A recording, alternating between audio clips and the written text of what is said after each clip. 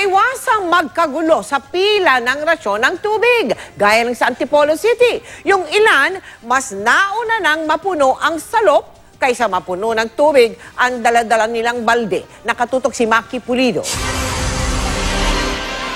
Yung iba dyan natubigan na. Lahat naman malalagyan na. Inaano nyo lang, balik na naman.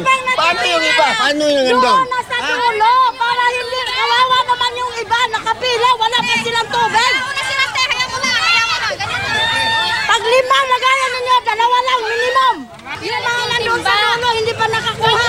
Di na maiiwasan ang away sa pila. Paano naman, mula Biyernes, wala nang tumulo sa mga gripo ng mga taga-sitio Knights of Columbus, Barangay San Roque, Antipolo City. Kaya nang may dumating na libreng rasyon ng tubig, di masisising mag-unahan ang mga residente. May number po, may number para organize. Yung number, hindi ko na susundin ha. Sinauli ko na. Hindi na susunod. Wala na number.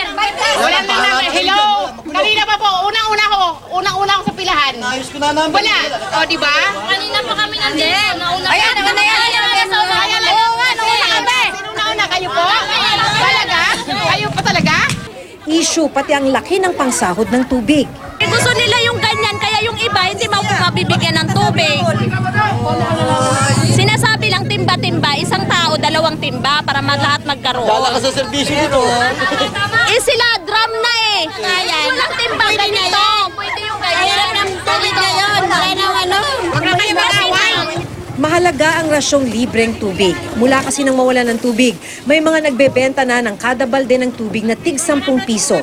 Sa normal na panahon, 200 pesos kada buwan ang binabayaran ni Marisa. Ngayon, nakaka-100 piso na siya kada araw. Dalawang banlaw.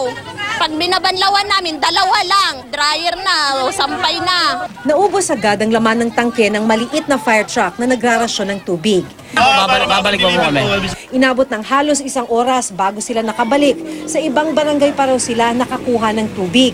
Sa hina ng water pressure ng fire hydrant sa Barangay San Roque, di kinakayang kargahan ang kanilang tangke. Ang problema, may kulay ang nirarasyong tubig. Malabo, tapos maipaligo na lang.